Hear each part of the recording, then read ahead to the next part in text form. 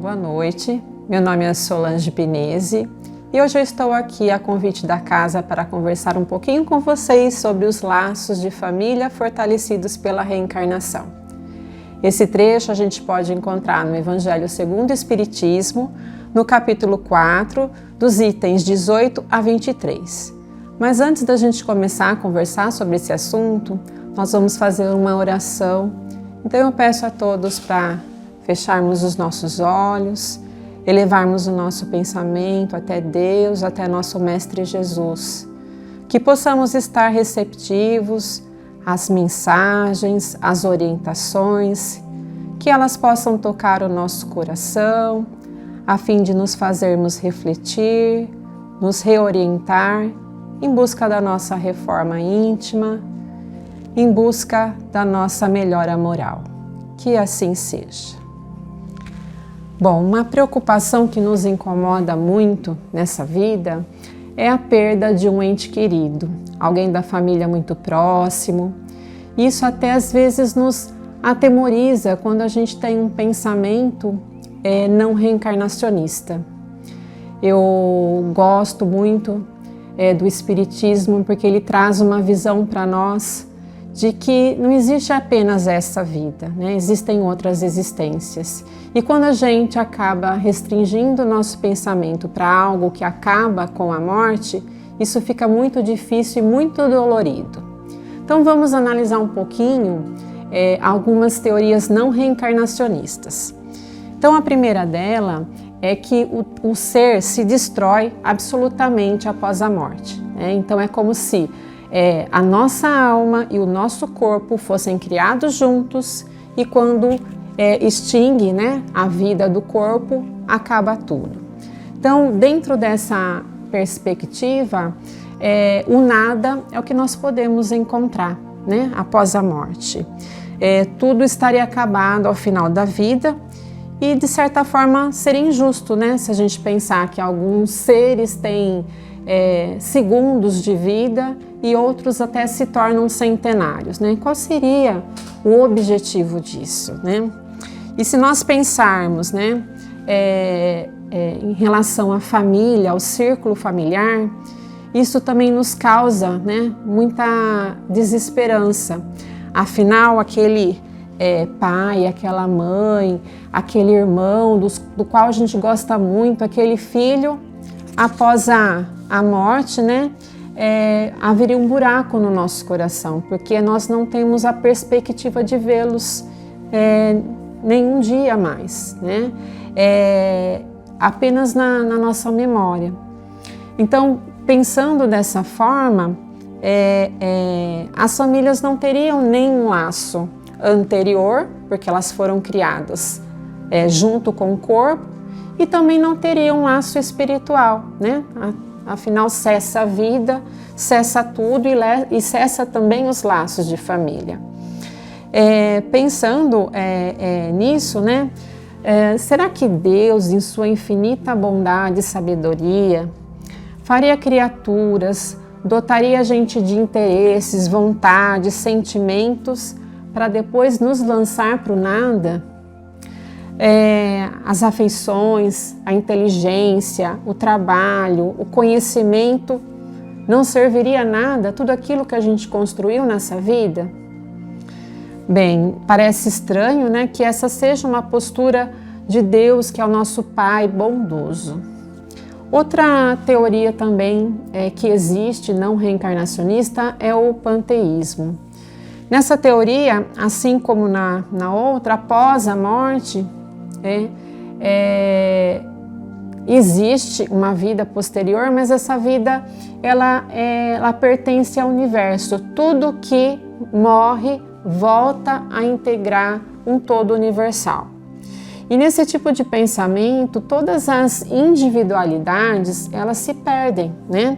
Porque nós vamos nos misturar ao universo junto com outros seres, com outras matérias, e tudo aquilo, toda aquela nossa essência, tudo aquilo que a gente desenvolveu nessa vida se perde, né? Então, se a gente pensar no caso da família, aquele pai afetuoso, aquela mãe carinhosa, aquele irmão amigo, aquele filho que traz tantas alegrias, eles deixam de existir, né?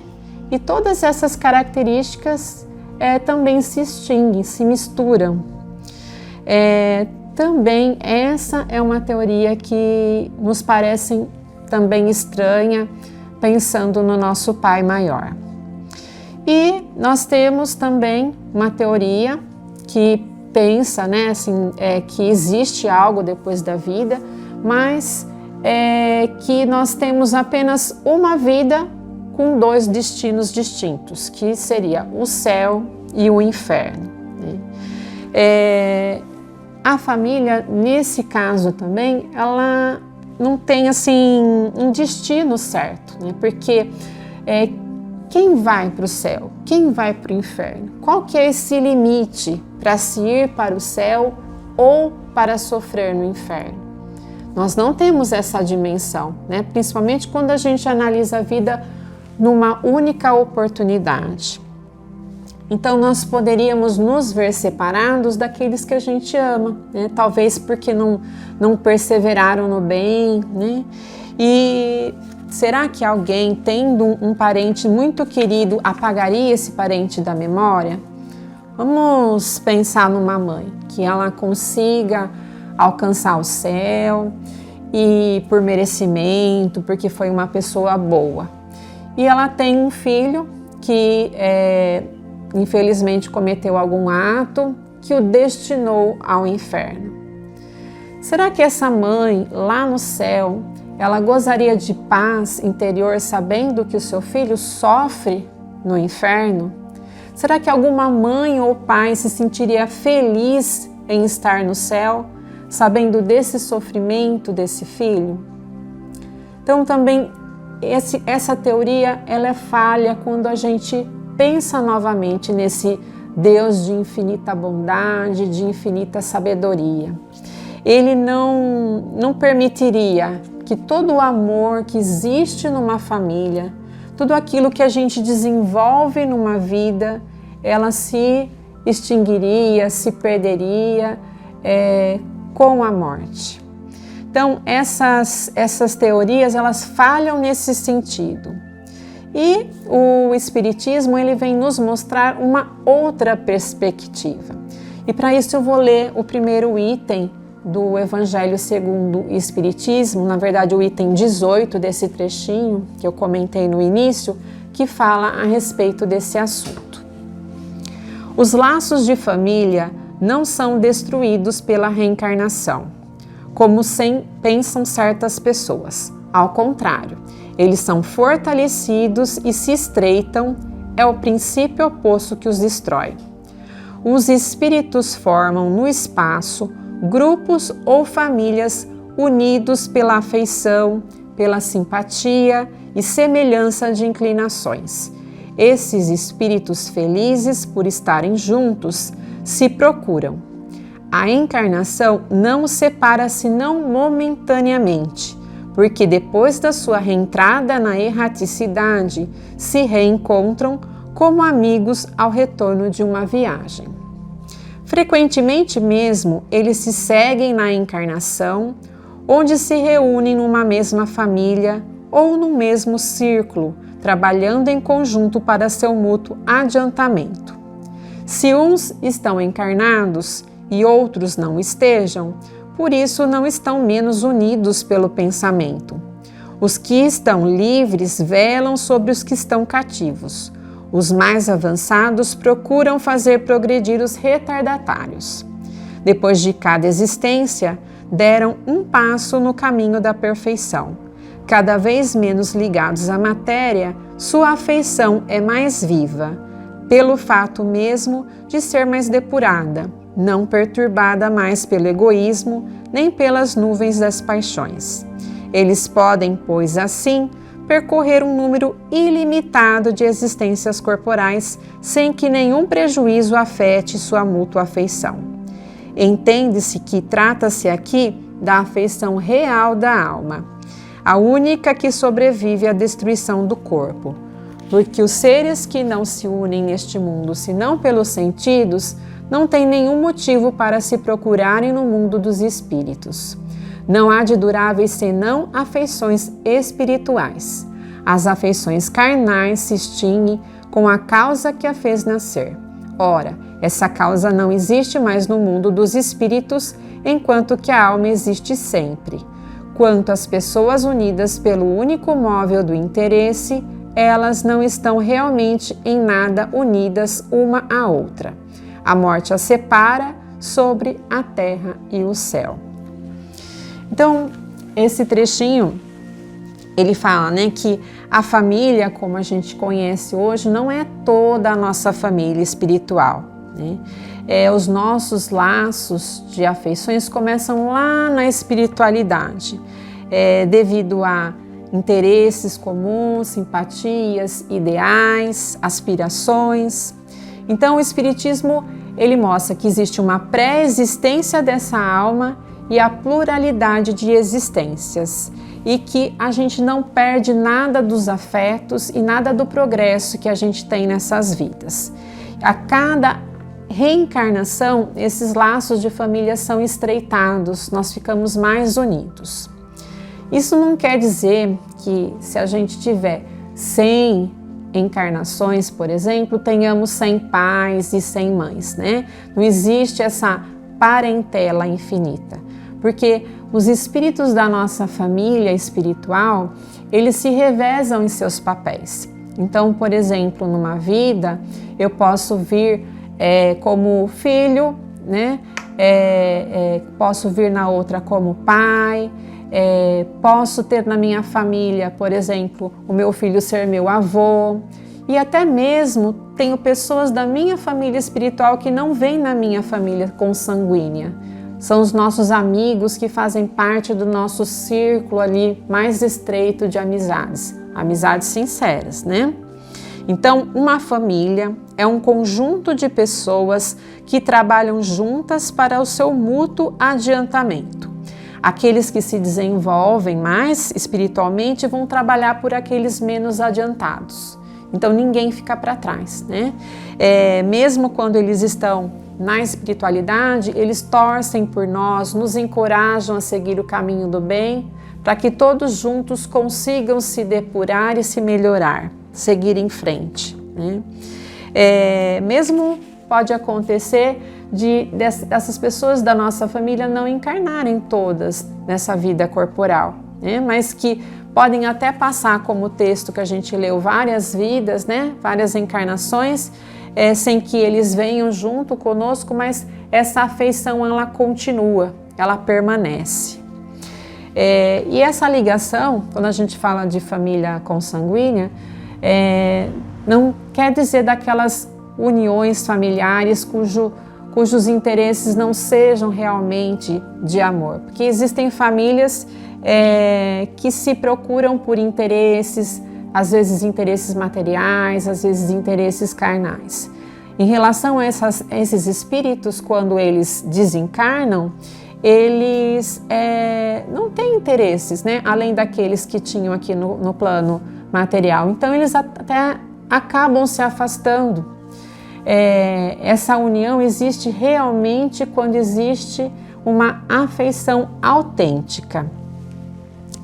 Então, podemos dizer que os laços familiares são fortalecidos com a reencarnação e que nós veremos sempre aqueles que amamos, estaremos ligados pelo pensamento quando não for possível estar juntos, né? E muitas vezes essa questão de não estarmos juntos daqueles que amamos numa determinada vida tem a ver com as necessidades que nós temos de evolução, de provas que nós precisamos passar. Bom, vai haver um momento, né, que nós não vamos precisar mais reencarnar, né? E as famílias que já estiverem nesse nível poderão ajudar outras pessoas e outras famílias também. E aí vocês podem estar me perguntando, né? E aquelas pessoas da minha família com as quais eu não simpatizo, né, que eu tenho dificuldade de lidar, né? Como que funciona isso? Quem são esses espíritos? São da minha família mesmo, né? E o Espiritismo, ele ensina que nós reencarnamos não só com espíritos amigos, mas também com espíritos adversários.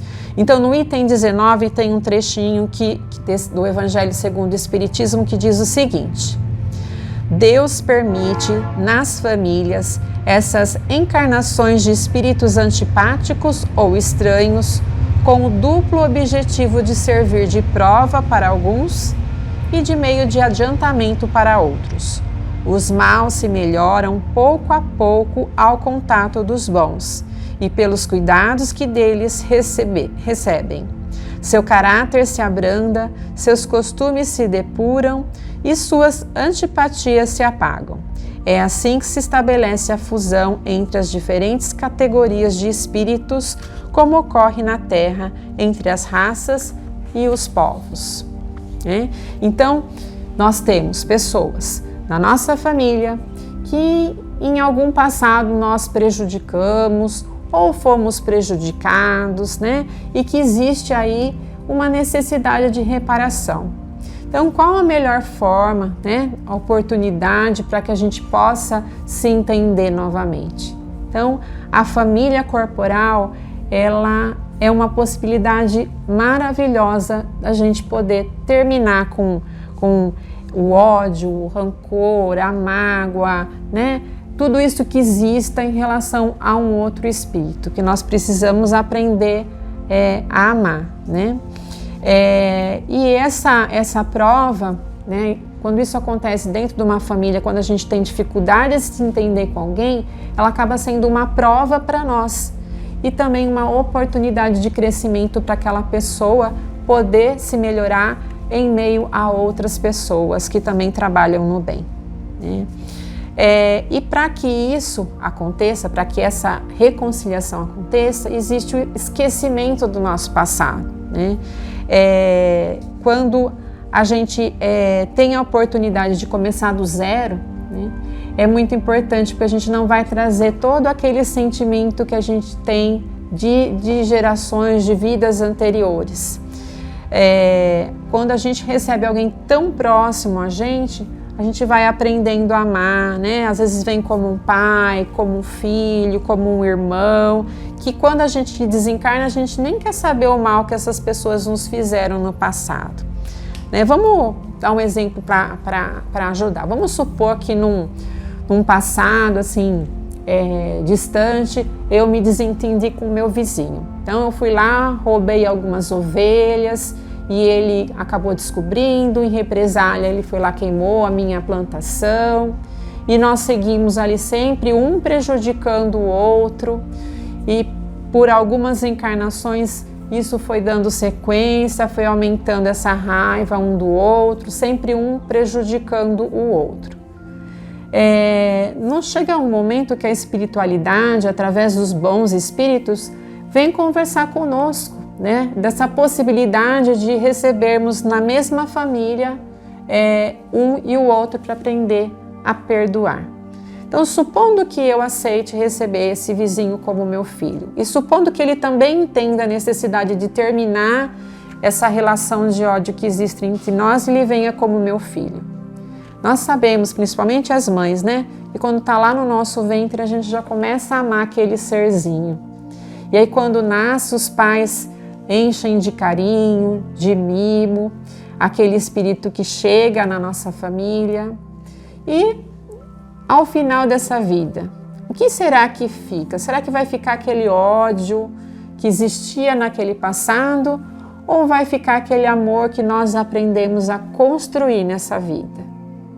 Eu acho que cada um, olhando para a sua família, consegue entender, né, que o amor, ele permanece, né? E que é uma oportunidade maravilhosa que Deus nos dá para que a gente possa aprender a amar.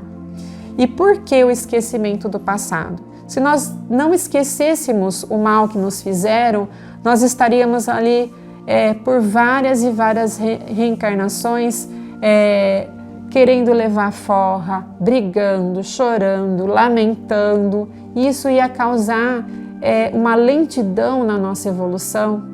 O nosso mundo estaria menos evoluído, porque as pessoas é que fazem o mundo, né? A sintonia do mundo são a sintonia das pessoas. Então essa tática, ela é uma tática maravilhosa. E eu também gostaria de deixar para vocês uma sugestão de leitura, que é o livro Entre o Céu e a Terra.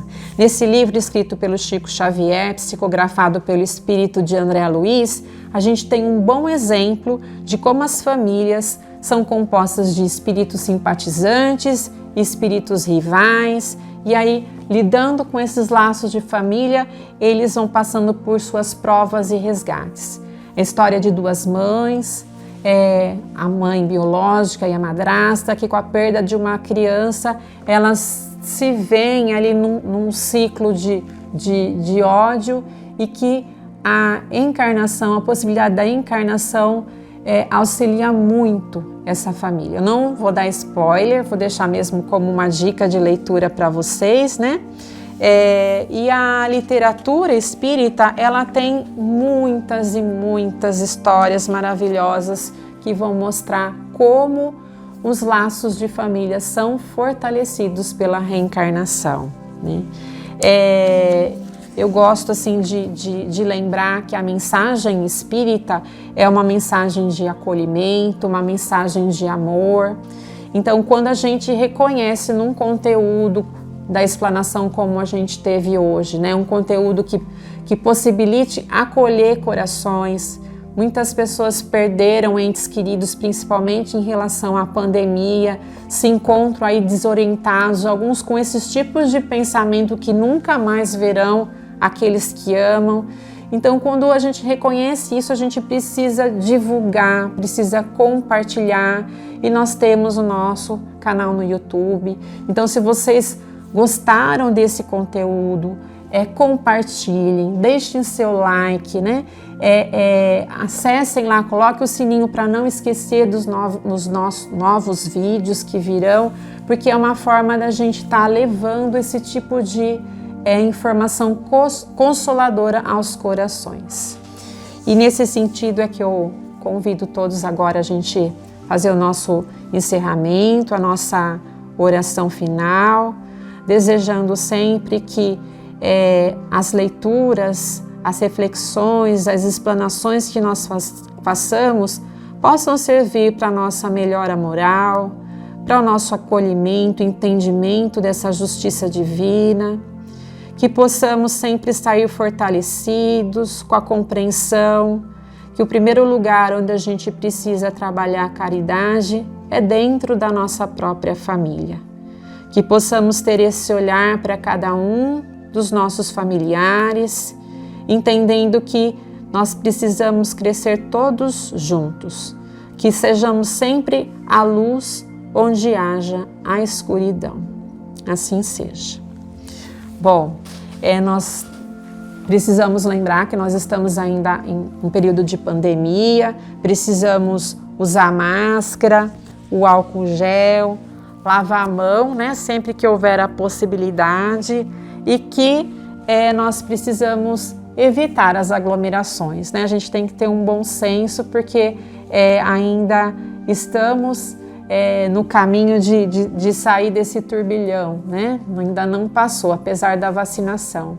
E em relação à vacinação, que nós possamos tomar as 2 doses, né? Quando essa for a orientação, porque existem algumas vacinas de dose única, para que nós possamos estar realmente imunizados. Isso é de grande importância. E contamos com vocês sempre aqui acompanhando conosco as explanações que trazem essa luz para o nosso interior e para a nossa vida. Obrigada pela oportunidade.